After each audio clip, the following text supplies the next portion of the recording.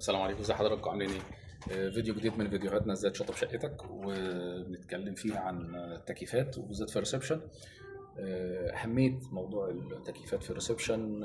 ناس كتير بالذات لو الريسبشن عندك كبير 3 زون مثلا، ففي ناس زي ما كنت دايما ساعات بقول هي مدارس. بس انا هقول بحترم كل المدارس، بس هقول لكم انا بعمل ايه وليه. بحب احط جدا لو ريسبشن كبير 3 زون ان انا احط 2 تكييف، احطش واحد بس.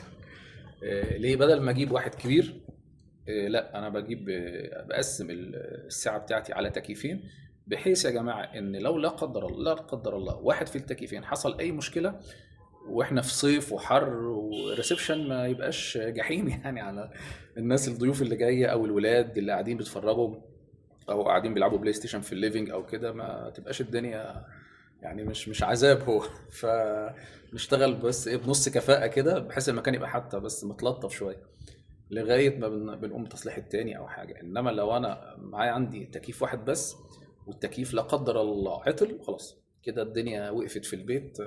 شوف فندق بقى. فنقطة مهمة، ازاي واحنا بنأسس يا جماعة نحافظ. لو المسافة عندي مساحة كبيرة، لو عندي المكان ياخد 4 أو 5 حصان، ازاي اقسمه على 2 2 وربع، بحيث ان شاء الله المساحة تكفي، وفي نفس الوقت ان شاء الله ما يبقاش في اي مشاكل لو لا قدر الله واحد فيهم باظ. فيديو جديد مع بعض، ازاي تشطب شقتك. سلام عليكم.